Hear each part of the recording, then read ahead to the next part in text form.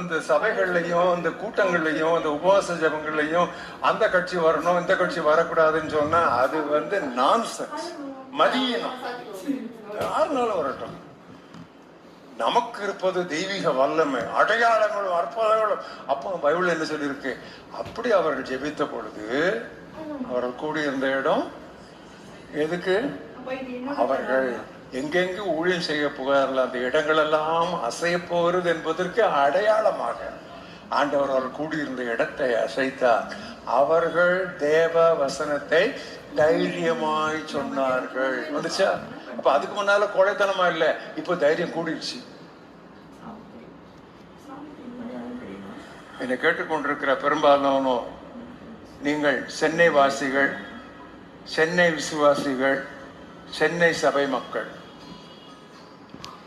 என்னை கேட்டா சென்னைக்கு தேவையானது அப்போஸ்தலர் 1:8 அல்ல, 8:1. எழுதி வச்சுக்கோங்க.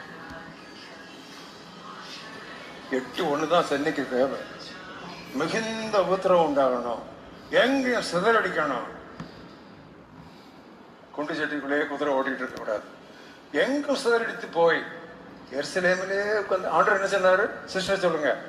பரிசுத்தாவனத்தில் வரும் பொழுது வெள்ளடிந்து முதல்ல எருசலேம், எருசலேமில்னு சொல்லல, எருசலேமிலும். யூதேயா, எருசலேம் நகரம், யூதேயா ரீஜியன், பிராந்தியம். யூதேயா முழுவதிலும். சமாரியாவுக்கு லேசா போக மாட்டாங்க, ஏன்னா அது தீண்டப்படாத ஜாதி. ஒரு தண்ணி கூட கொடுக்க மாட்டாங்க அவன்கிட்ட வாங்கி, இல்லையா? அவ கேட்கிறாள்ல, நீர் யூதனா இருக்க, நான் சமாரிய பொண்ணு, என்னிடத்தில் நீர் எப்படி தண்ணீர் கேட்கிறேன்? ஷாக் கட்டி யூதா சமாரியா கிராமம் இருந்தாலும் சுத்தி போவானுங்க இந்த யூதர்கள். தீண்டப்படாதவர், அன்டச்சபிள்ஸ். அங்கதான் சொல்றேன், சமாரியாவில் பூமியின் கடையெல்லை வரை, பூ உலகின் கடையில் வரை. இப்ப அழகா ஆண்டவர் அந்த அந்த 4 சர்க்கிள்ஸ் கொடுத்தார்ல, ப்ளூ பிரிண்ட் அழகா கொடுத்தார். நம்ம எருசலேமிலேயே கூசிக்கிட்டு இருக்கோமே. Chennai is the Jerusalem of India.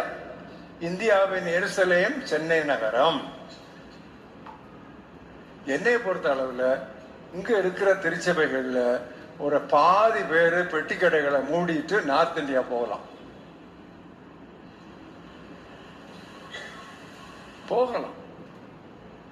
நாங்க சொன்ன இந்த இன்டர்வியூல தமிழ்நாட்டுல வடநாட்டுல ரெண்டையும் ஒப்பிட்டு பார்க்கும் பொழுது